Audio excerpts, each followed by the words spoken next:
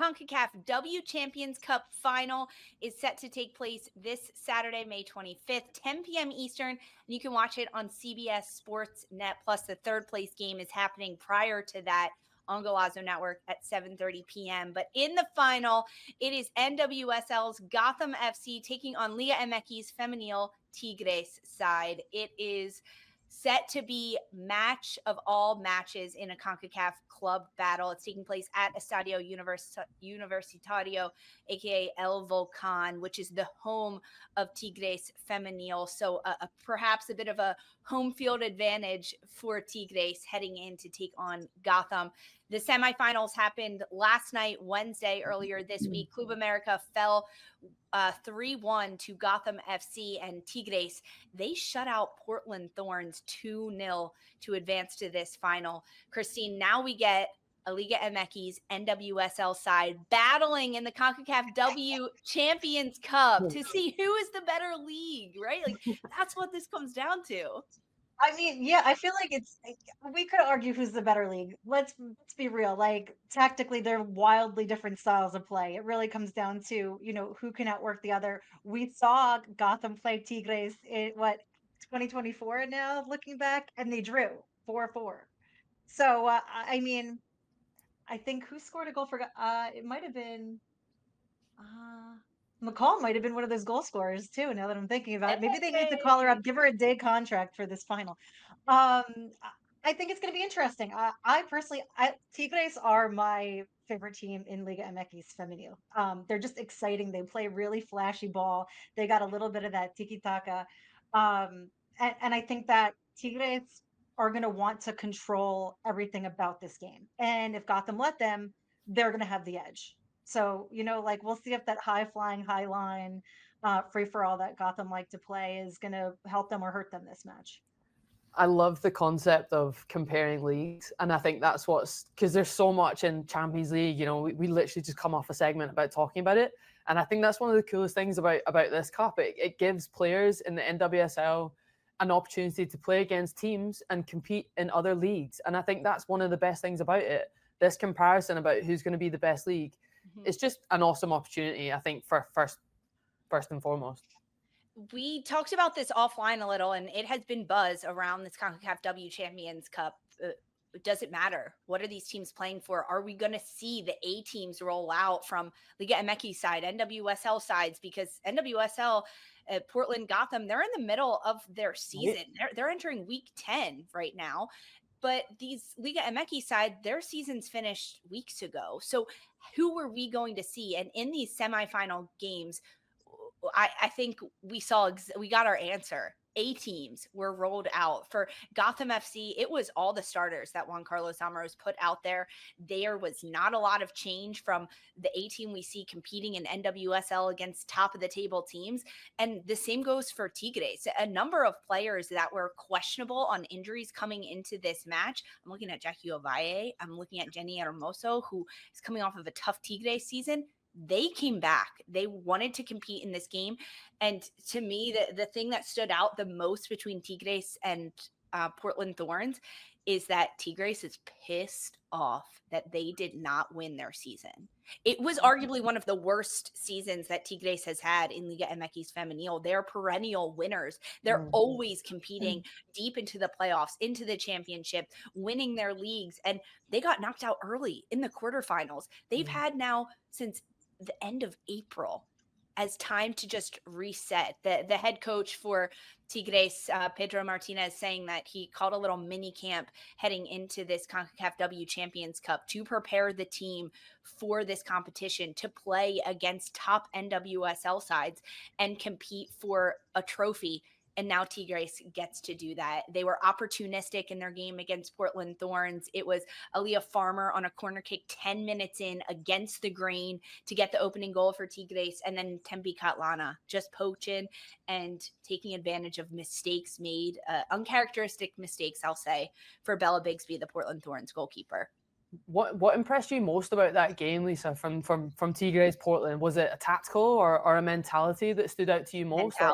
Mentality. Absolutely, mentality. You could see it, Jen. I mean, not that Portland didn't want to win. They also rolled out with their A team. They had good tactics and game plan, creating space. Kaya Hanks had a tremendous game down the flanks for the Thorns. They outpossessed, outshots on target, passing accuracy, more corners than Tigres, but Tigres capitalized. They wanted it more. They were a little bit more aggressive. You know, it's going to be a physical game. That's what some of this comes down to. But Yeah. when a player like Jenny Hermoso gets on the ball and she spins out of 3 defenders and then she sends Ovalle forward and there's all this movement and just gritty play from Tigres at home in front of a lot of their fans with an opportunity to compete for a title, but also get back into a championship game. You could it all over Tigres, the players, their mentality, their stature, how they held themselves. They wanted it. They wanted it for 90 minutes more in this game. I think you're right. When mentality stands out, that just goes to show exactly what we were talking about. The opportunity for players to play in big games and lift a trophy is huge, regardless of how your league's gone. You see it in Champions League. Arsenal, Champions League final, haven't won a trophy, but they're in Champions League final. That just goes to show if you give teams another opportunity, they'll play their best 11. I think it becomes more competitive.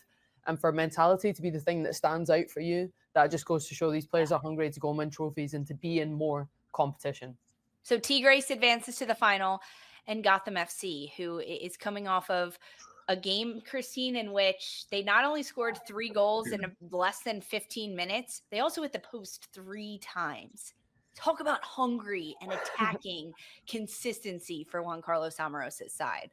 Yeah, I mean, isn't that always their problem, right? Is like scoring goals. And they start the seasons like that always. So yeah, like it would be me versus the post at that point. Like I'm just ripping shots at everything because why not? Play the ricochet. Like um obviously not what they were doing, but yeah, like trying to get those goals in fast and hard. Relying on an OG, like obviously one of those was a pinger. Um yeah, I mean, I don't know what the answer is. Obviously, they have Astaire, who has scored a majority of their goals this season without issue, I want to say. But I don't know. Gotham, I feel like have this weird mental roadblock that they start every season with, where it's like, who's going to shoot? I'm not me. You're going to do it, and they end up sorting it out. So I feel like at this juncture in the season, the goal scoring shouldn't be a problem. And they have Geyse too up top, who I think found her way into the game as it went on against Club America last night in the semis, and found where those pockets were and found where the space was. I mean, she's still new to this Gotham team, right? Like at the international level, Emma Hayes talks about 6 camps before you're comfortable. Geyse has only been playing a couple of weeks. How long does it take you to get comfortable? And now you're playing against entirely different competition than the NWSL. But to go from against Club America to now against Tigres, if she can have a little bit of that bite, a little bit of that physicality to be brave on the ball, go 1v1, get end line, create, and be selfish in moments, I think that could be the difference for Gotham. You know, it's interesting you bring up Geyse, because I was watching and thinking the same thing. You know, there was a few misplaced passes, or she wasn't quite reading the game or reading what her players wanted her to do. And that just comes from exactly what you're saying, just that time to settle. I thought her goal was brilliant, just a little cushion back into the net, just that technical ability to not try and smash through it, just place it into the goal. And then on the flip side, you've got Midge Purse, who's completely used to this league.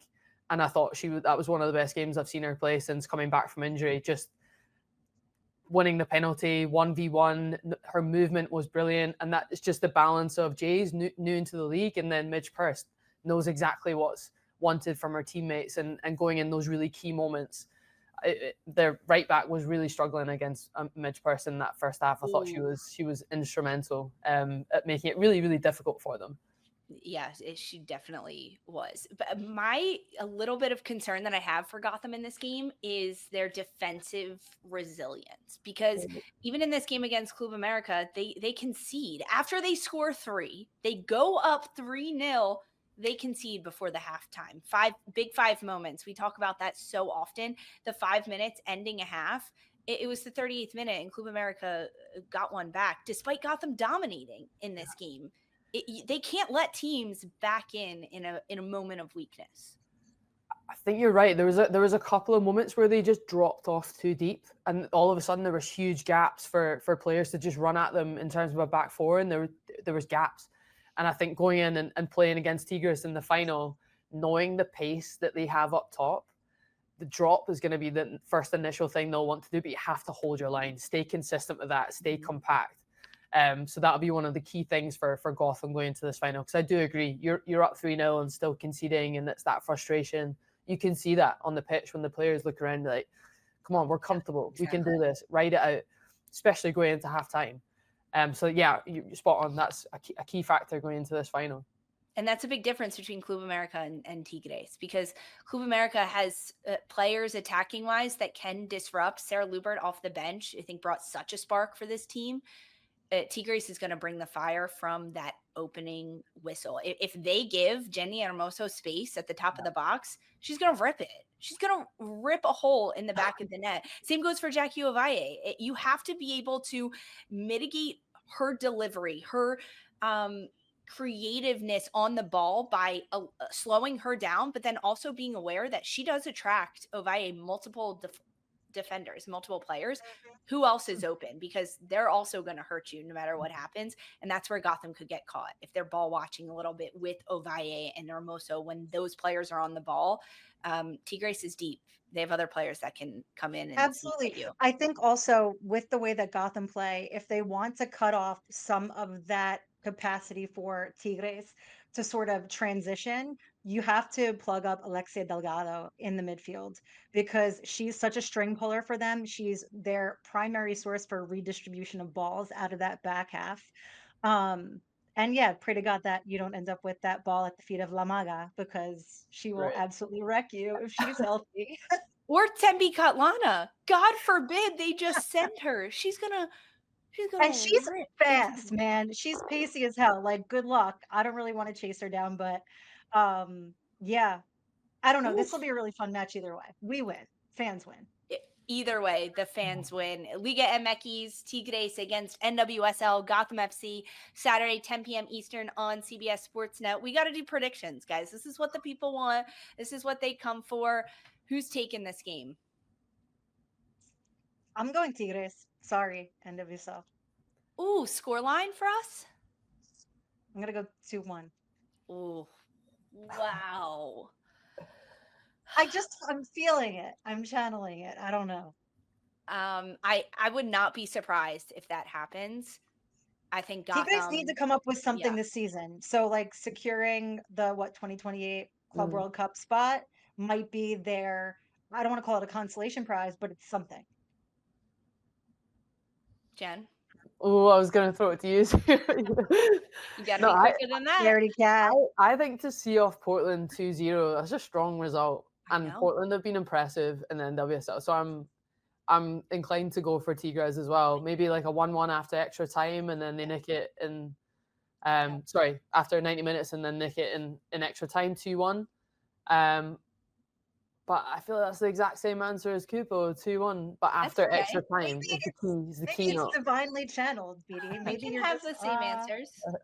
The football god said, here's how it goes. This Tigres side is so formidable, and what they can do is punish teams.